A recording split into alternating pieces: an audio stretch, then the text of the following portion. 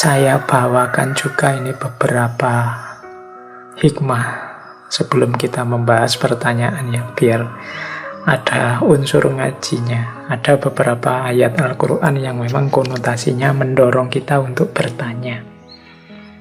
Jadi pertanyaan itu dalam pandangan saya secara hikmah punya 3 peran yang dimainkan. Peran yang pertama adalah orang yang bertanya itu adalah orang yang sadar bahwa dirinya tidak tahu. Dan ini nanti akan jadi awal lahirnya ilmu. Orang sadar bahwa dirinya tidak tahu itu penting. Imam Ghazali kan membagi klasifikasi manusia di dunia keilmuan itu kan ada 4.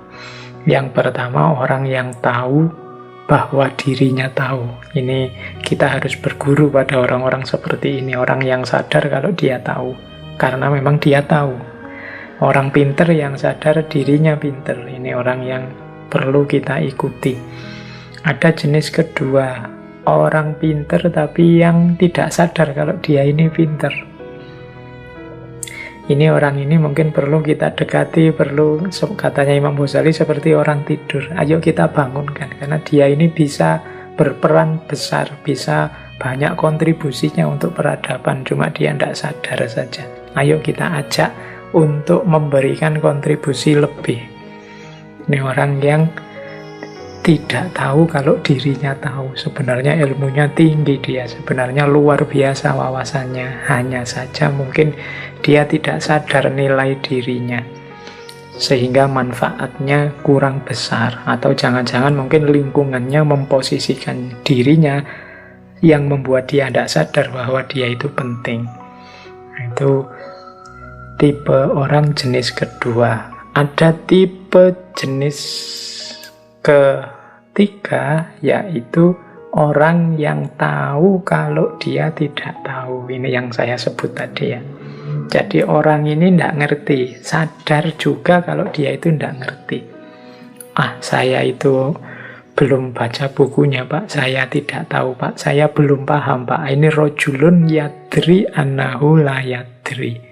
Orang yang tahu kalau dia tidak tahu. Orang seperti ini biasanya orang yang terbuka, mau belajar.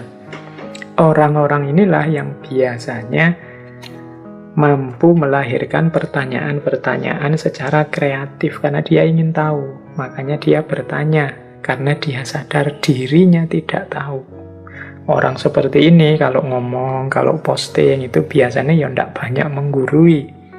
Tapi bertanya, ingin memberdayakan dirinya biar dia dari tidak paham menjadi paham. Ini rojulun yadri annahu la yadri. Orang yang sadar bahwa dirinya tidak tahu. Yang paling bahaya itu jenis keempat. Jenis keempat ini orang yang tidak tahu kalau dirinya tidak tahu. Orang yang tidak sadar kalau dirinya itu tidak ngerti. Berarti dia ini orang yang tidak tahu tapi merasa tahu. Akhirnya dia merasa punya hak untuk ngajari orang. Dia merasa sudah layak untuk nuntun orang. Padahal ilmunya belum cukup. Nah ini tergolong orang layadri annahu layadri. Tidak sadar kalau dia itu tidak tahu. Nah ini harus kita ingatkan biar dia belajar lagi. Biasanya kadang-kadang orang jenis ini itu kalau diingatkan ya marah karena dia merasa aku ini pinter. Ya sudah ya, level kita memang mengingatkan. Kalau diingatkan tidak mau kan tidak mungkin kita ajak tawuran. Yuk kita doakan semoga dia sadar bahwa dia itu tidak tahu. Oke, ada ayat yang banyak sekali dikutip, disinggung, diceramahkan tentang bertanya ini, yaitu surat An-Nahl ayat 43 yang bunyinya fas'alu ahlal dzikri in kuntum la ta'lamun. Bertanyalah kalian kepada orang-orang yang tahu, ahlal dzikri in kuntum la ta'lamun. kalau kalian tidak tahu. Jadi memang tugasnya orang yang tidak tahu itu bertanya pada yang tahu. Orang yang tidak paham bertanya pada yang paham. Jangan yang tidak paham ngomong macam-macam, menjelaskan macam-macam. Itu nanti malah menyesatkan orang. Belajar dulu, memahami dulu. Fas'alu ahla dzikri in kuntum la ta'lamun. Jadi ini hikmahnya pertanyaan. Jadi yang pertama, membawa kita dari dunia ketidaktahuan yang gelap menuju dunia pemahaman yang terang. Yang kedua, pertanyaan ini kadang-kadang bukti dari perhatian dan tanggung jawab. Pertanyaan dari orang tua kepada anaknya, pertanyaan dari guru kepada muridnya. Ini kan pertanyaan-pertanyaan yang menunjukkan perhatian dan tanggung jawab. Bahkan dari Allah kepada hambanya, kan banyak sekali ayat-ayat Al-Quran itu yang isinya pertanyaan-pertanyaan, baik yang memang bertanya maupun yang retoris. Misalnya, bukankah aku Tuhanmu? Dan banyak Al-Quran yang artinya begitu. Kemudian afala ta'qilun, tidakkah kalian berpikir? Kemudian pertanyaan-pertanyaan, alam taro kaifa fa'ala rabbuka bi ashabil fil, tidakkah engkau melihat bagaimana Allah memperlakukan kepada ashabul fil? Ini pertanyaan-pertanyaan untuk mendidik, karena perhatian, kasih sayang, kepedulian. Ini sama seperti orang tua kepada anaknya, pertanyaan guru kepada muridnya. Kalau ada guru tanya pada murid kan tidak mungkin, wah guru ini tidak ngerti kok tanya, kan tidak begitu. Tapi pertanyaan itu wujud dari perhatian, tanggung jawab, dan kasih sayang. Ini saya bawa contohnya misalnya dari surat Al-Baqarah ayat 133. Am kuntum syuhada'a idh hadara Ya'qubal mautu idh qala li banihi ma ta'buduna mim ba'di. Ini Nabi Yakub suatu ketika saat beliau menjelang meninggal, idh hadara Ya'qubal maut, sedang menghadapi maut. Pertanyaan terakhir diajukan kepada putra-putra beliau, mata buduna mimbakti, wahai anak-anakku, kalau aku sudah pergi, apa yang akan engkau sembah? Nah, ini karena beliau khawatir nanti apa yang dilakukan putra-putranya kalau sudah tidak dikawal lagi, kalau sudah beliau tidak ada. Ya karena putra-putra beliau orang yang soleh, jawabannya qalu na'budu ilahaka wa ilaha abaika Ibrahim wa Ismaila wa Ishaqa ilaha wahida wa nahnu lahu muslimun. Jawab putra-putra beliau, ya kami menyembah Tuhanmu, Tuhan nenek-nenek, ayah-ayah terdahulu Ibrahim, Ismail, Ishak, Tuhan yang satu. Dan kami kepada Tuhan yang satu itu berpasrah diri.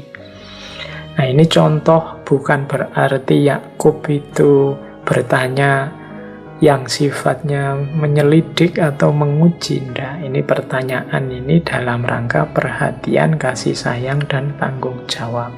Itu mode kedua. Ada lagi mode ketiga, pertanyaan yang sifatnya nasihat. Ini banyak ya nasihat-nasihat dalam bentuk pertanyaan. Apa kita akan kembali ke zaman jahiliyah? Ini pertanyaan-pertanyaan seperti itu. Isinya nasihat, yo kita jangan kembali lagi ke zaman jahiliyah. Di situ saya contohkan misalnya pertanyaannya Rasulullah tiba-tiba kepada para sahabat. Atadharuna manil muflis, tahukah kalian siapa orang yang rugi itu? Nah, ini kan seperti guru pada muridnya, tapi hakikatnya ini nanti nasihat. Para sahabat menjawab, loh orang rugi itu orang yang tidak punya uang, tidak punya harta benda, tidak punya dirham. Tapi terus Rasulullah menjawab, "Ndak, orang rugi itu silahkan dicari hadisnya, ya orang yang nanti di akhirat merasa membawa banyak amal, merasa membawa banyak pahala, tapi ternyata setelah dihisab, dihitung, dia sering melakukan hal-hal yang menyakiti orang lain, menyusahkan orang lain, kemudian membuat orang lain sengsara dan sebagainya." Wah, bahkan safaka dama hadza, kalau di hadis itu mengalirkan darah orang lain, membunuh orang lain. Nanti pahalanya yang dia merasa sudah banyak dikurangi oleh keburukan-keburukan kepada sesama yang dia lakukan, dan akhirnya rugi, defisit. Jadi amalnya tidak mampu menutup keburukannya. Inilah orang yang rugi. Nah, ini tadi kan awalnya mode pertanyaan, tapi akhirnya adalah nasihat. Kita jangan sampai begitu, merasa amalnya sudah banyak tapi menyakiti, menyusahkan, menyengsarakan orang lain, sehingga nanti ketika ditotal pahala kita tidak nyampe untuk nutup keburukan kita. Itulah orang yang rugi. Ya, ini mode nasihat. Itu juga salah satu hikmah dari pertanyaan. Cuma malam hari ini kita akan fokus pada jenis pertanyaan yang pertama. Pertanyaan yang membawa kita dari kegelapan ketidaktahuan menuju terangnya pengetahuan. Dari tidak mengerti menjadi ilmu. Nah, kita butuh pertanyaan-pertanyaan. Kalau dua jenis pertanyaan yang lain, ya itu nanti tema-tema yang biasanya isinya tentang kemanusiaan, ketuhanan, tasawuf, dan macam-macam. Baik,